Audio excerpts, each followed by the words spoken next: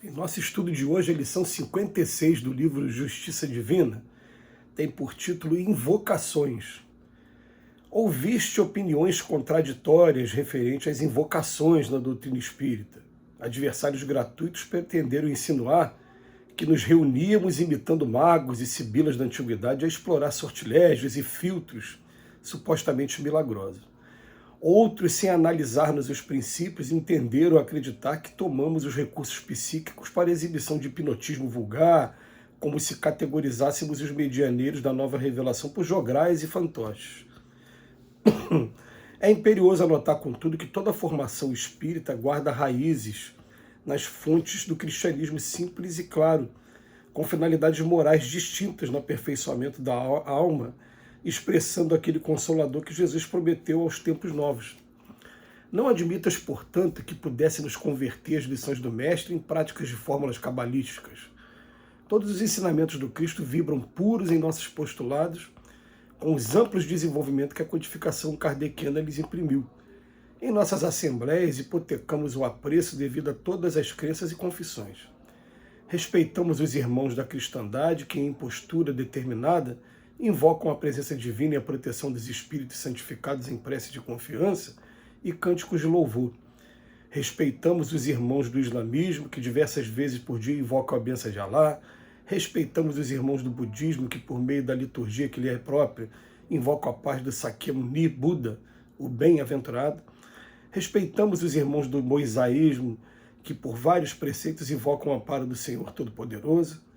Também nós, em nos associando, invocamos a inspiração do Divino Mestre e o concurso dos instrutores domiciliados da vida maior, a fim de que possamos orar e estudar a verdade aprendendo porque oramos e cremos, de vez que na doutrina espírita, sem pompas de culto externo e sem rituais de qualquer procedência, somos chamados à fé, capaz de encarar a razão face a face. Quanto à atitude religiosa que abraçamos de permeio com as indagações científicas e com as exposições filosóficas da nossa doutrina libertadora, ninguém pode olvidar que Allan Kardec, evidenciando a necessidade de aliança do raciocínio e do sentimento nas jornadas do espírito, iniciou a obra monolítica da codificação perguntando pela essência de Deus.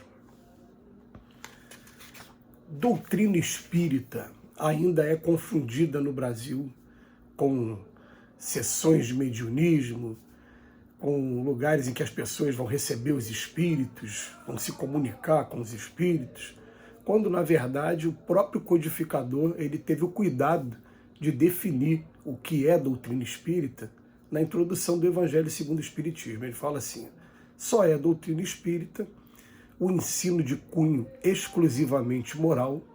Olha como é que retira muita coisa só nessa primeira afirmativa, né? Trazida por diversos espíritos em diversos pontos do planeta que, sem se conhecerem, um confirma a informação do outro. Então, primeira coisa, tem que ser uma coisa de cunho exclusivamente moral. Segundo, trazido por vários espíritos e confirmado um pelos outros, que fala que a autoridade da doutrina, inclusive, o próprio Allan Kardec, quando vai comentar no livro O que é o Espiritismo, sobre o sucesso do Livro dos Espíritos, ele fala que o sucesso do Livro dos Espíritos se deve ao fato de que todos os lugares, quando as pessoas liam, falavam, é isso aqui mesmo, é isso aqui que eles já disseram para a gente, confirmavam o que já estava sendo ensinado pelos espíritos em diversos lugares.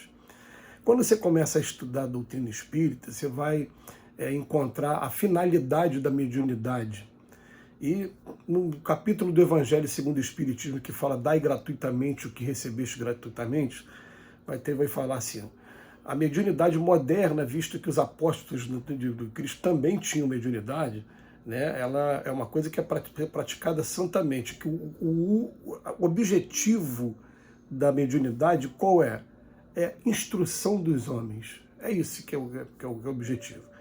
É claro que a gente vai encontrar muito, principalmente quando tivemos aqui no Brasil um trabalho que o Chico Xavier desenvolveu, quando ele, vejam bem os detalhes, quando ele completou 40 anos de mediunidade, 40 anos de disciplina total, 40 anos em que ele trabalhava das 8 às 5, ele chegava em casa às 5h15, 5h20, como ele diz em um dos vídeos, tomava um chá, qualquer coisa, começava a psicografar às 5h30 e até 1h30 da manhã. 8 horas de trabalho profissional, 8 horas de trabalho voltado para a doutrina espírita. E isso, como ele tinha mediunidade de psicografia mecânica, na maioria das vezes, o que acontece? Ele participava dos assuntos da família também, né? E depois dele completar 40 anos de mediunidade, ele recebeu autorização para fazer um trabalho que agora ele precisava provar também, consolar e provar a imortalidade da alma. Então ele fez um trabalho chamado Correio do Amor, em que as pessoas recebiam cartas, mensagens dos entes que já haviam desencarnado. E é claro, todas essas mensagens passavam pelo crivo, pela censura aqui do Emmanuel, que o Emmanuel falava que só podia sair do Chico aquilo que fosse edificante. Estou querendo dizer o seguinte: se tivesse algum espírito querendo acusar, querendo esbravejar, querendo xingar, não ia passar. Eram só mensagens que fossem edificantes, consoladoras, e as mensagens vieram. Aí as pessoas começaram a achar que doutrina espírita fosse aquilo. Então, para todo lugar que eu vou que é para poder receber mensagem de um ente querido. E o Chico fazia questão ainda de dizer: olha, essa mensagem para chegar, o telefone toca de lá para cá, não é daqui para lá. Eu não sei como é que o espírito está do outro lado. Ele pode estar muito ocupado, ele pode estar numa missão qualquer, ele pode estar trabalhando, igual a gente aqui. Né? Sempre que alguém toca o telefone para a gente que a gente tem a disponibilidade para atender. Ou, às vezes, é claro, em um mundo de expiações e provas, ele pode estar, às vezes, numa situação de sofrimento também que não permite com que ele atenda. Ele não vai atender quando a gente quer o nosso bel prazer. O telefone toca de lá para cá. Mas o que a gente vai encontrar, sem exceção, o estudo da doutrina espírita é o estudo da moral do Cristo. Então já aconteceu comigo, por exemplo, algumas vezes, de você encontrar com pessoas de outras religiões que ficam assim admirados. Você estuda a Bíblia? Como não estuda a Bíblia? Que é o mais fácil, né? A leitura, principalmente do Novo Testamento, a gente deve confessar isso como espírita, nós somos mais apegados ao Novo Testamento. A Mateus, Marcos, Lucas, João, ao livro Atos dos Apóstolos, as cartas do Paulo, as epístolas dos discípulos, até chegar no livro do Apocalipse. Menos lido até, mas até eu, por exemplo, já li o Apocalipse 2 vezes, e volta e meia eu recorro ao Apocalipse. Gosto muito dos 2 últimos capítulos do Apocalipse, que o mundo ali já está regenerado totalmente. Já passou daquela fase de guerra toda. Mas é isso que a gente estuda aqui na doutrina espírita. Não a gente vai para a casa espírita para fazer reuniões, como ele disse aqui, né, invocações que medianeiros categorizássemos os medianeiros da nova revelação por jograis, fantoches, brincadeiras, imitando magos e sibilas da antiguidade. E o Emmanuel ainda faz questão de dizer: olha, assim como vocês estão criticando a gente não critica os outros não, mas o Maomé, ele está o tempo todo, ou melhor, o islâmico, o muçulmano, ele está o tempo todo invocando Alá. Você vai nas igrejas evangélicas, o tempo todo se evoca o próprio Cristo ou o Espírito Santo. E cada religião vai ter a sua invocação. É interessante que até no livro dos Espíritos, na pergunta 666, vem a pergunta assim: a gente pode orar para os bons espíritos? A gente pode fazer pedidos para os bons espíritos? Aí a resposta é mais ou menos assim: olha, o Pai que nos ama, ele vai estar atendendo a gente quando a gente fizer a oração, mesmo que aquele espírito que a gente esteja pedindo não tenha condições de fazer isso. Porque, por exemplo, você se apegou a um determinado padre, como aconteceu, por exemplo, no Nordeste. Eu sou filho de cearense, então lá tem o padre Cícero Romão Batista. Então, meu padrinho Cícero, muita gente fala, ela está pedindo, Deus vai deixar de atender porque está pedindo para o padre Cícero? Claro que não, Deus vai atender.